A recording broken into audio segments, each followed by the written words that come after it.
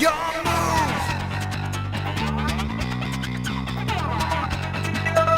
What is going on, you guys? Bashtian here, and today we're going to be checking out the Albaz Strike Structure Deck coming out in just about a week or so after this video go ahead and releases. But essentially, I've been checking out this deck little by little, and honestly, it is really going to impact, just pretty much change the entire meta landscape as we can see it. I know people are already talking about super polymerization being more of a staple in the meta, but not only that, the Albaz Strike Structure Deck is actually very playable as just a budget 3-of deck, and I'm gonna go ahead and show you guys exactly how to do it. Now, when you guys look at the deck list for the Albaz Strike Structure Deck, just by itself, it looks like a very just random assortment of cards.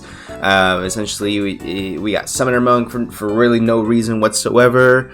We got Starleech Cypher, again, no real emphasis behind it. The Dogmatica cards, which again doesn't really help progress it any further. It feels like it's more going to be like a trap stun deck, but it's not the case whatsoever. But I will say we have some fantastic reprints in the structure deck. We got Ghost Ogre and Snow Rabbit, Effect Veiler, Back to the Front, Ice Dragon's Prison, There Can Be Only One, Dimensional Barrier, Waking the Dragon, which is a very slept on card, Part of Extravagance. I mean, this goes on and on of just amazing cards. And why do I say these cards are amazing? I mean, yes, you know, you might look at this video and look at the structure deck, and first reading through the deck list, you might say, oh, we already have all these cards, things like that. There's no reason for it to go ahead and pick up this deck if it's all going to be just this.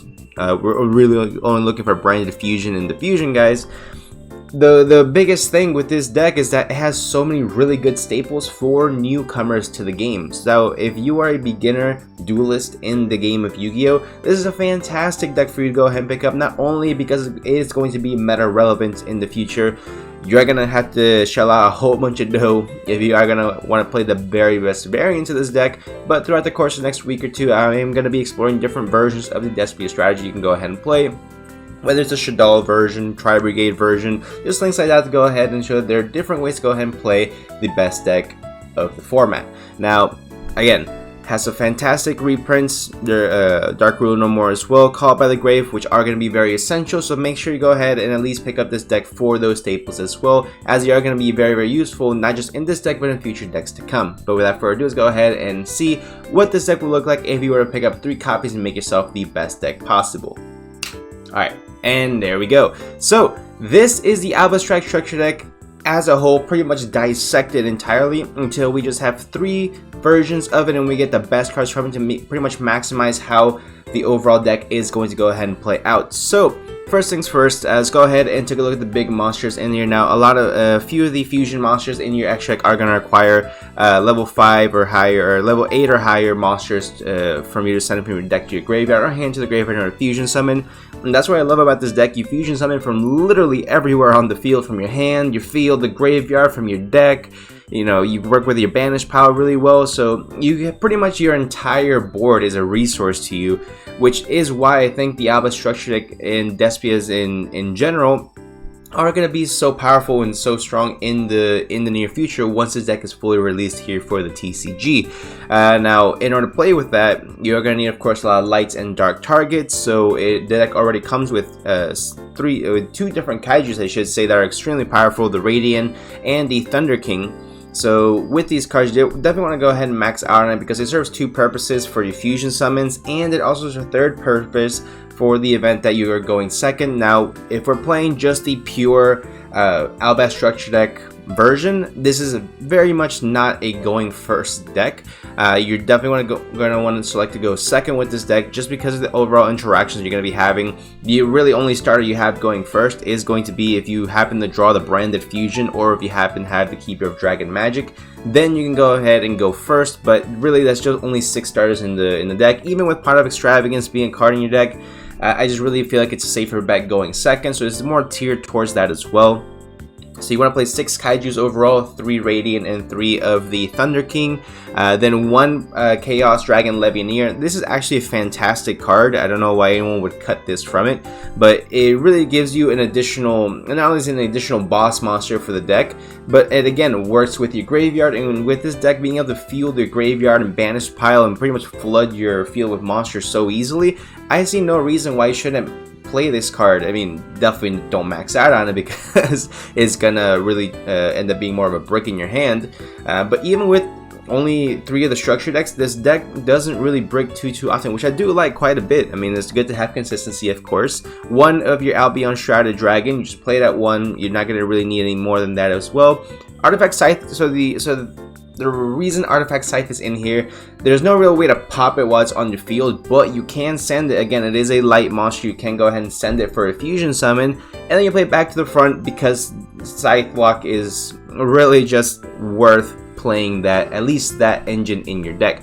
Now, again, if you're only using the structure deck, you are going to need as much of an advantage as possible. So I think playing Scythe with the back to the fronts is definitely worth it as well.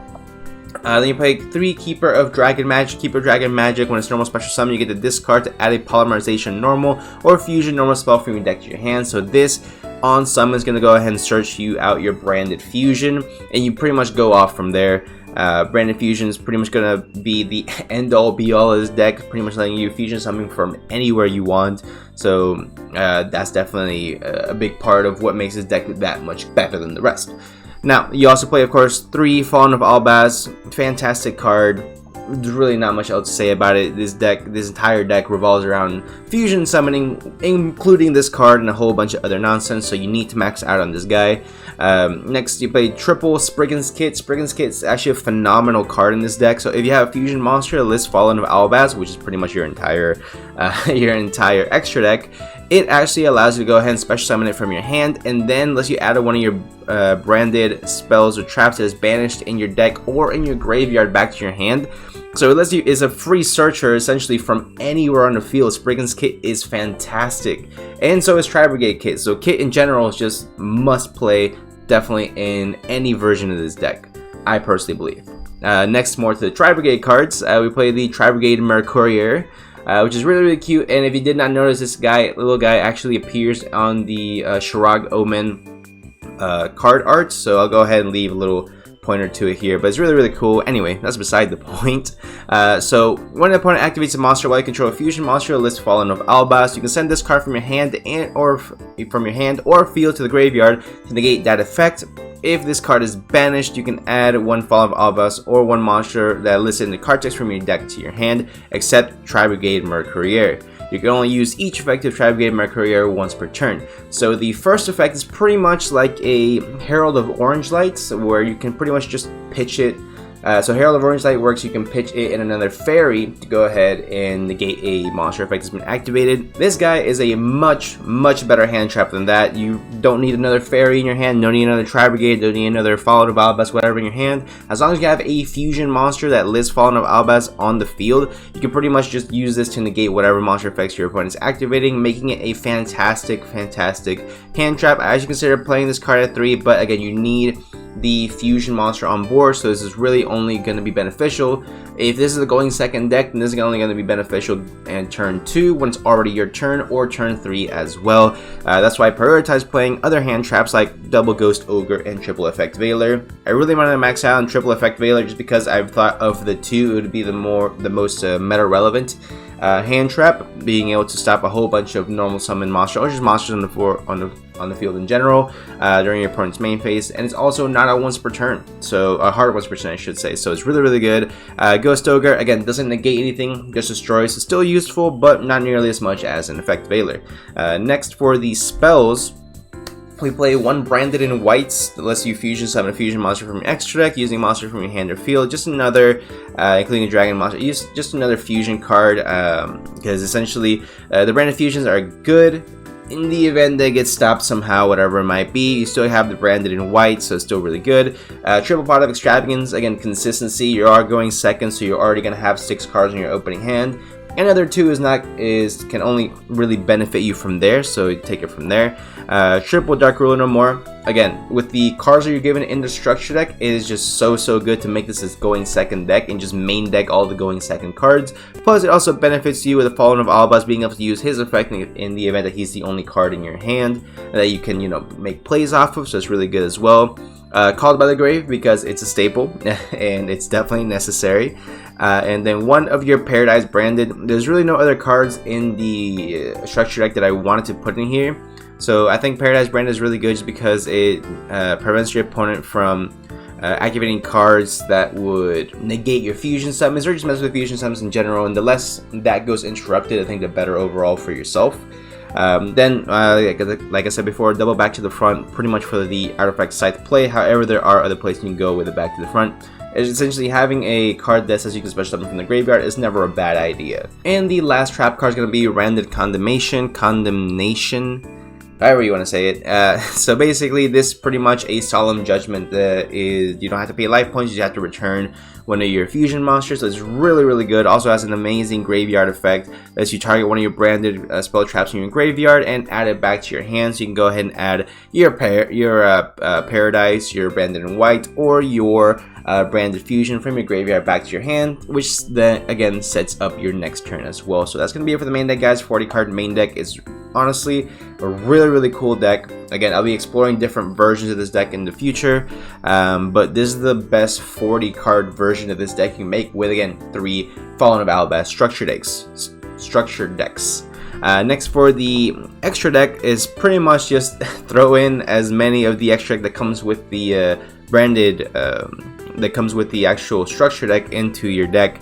So 3 of the Mirror Jade, triple of the Lubellion, double of the Iron Dash Dragon, double of the Glory Dragon, double of the Ashen Dragon, and then triple of the Branded Dragon. You really don't have too much variety in your extra as far as the structure that goes, so you really just want to maximize out on all of your big guys, and then your more utility fusion monsters kind of just leave them at 2 if, again, you don't have too much variety, but this is really just enough to go ahead and definitely win you a few games at the local level. I'm not saying that you can take this to like a regional event and go ahead and top with it. I highly doubt it. If you do, hey, kudos to you.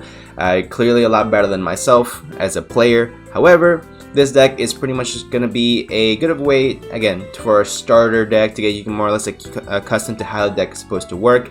But then again, once you're able to go ahead and actually put money into the deck and really invest into it and really make it the best deck possible, it's going to play a lot different than what it's currently playing as right now. So that's going to be it for the deck profile, guys. Let me know what you guys think in the comment section down below. How excited are you guys for the Fallen of Albaz structure deck to come out?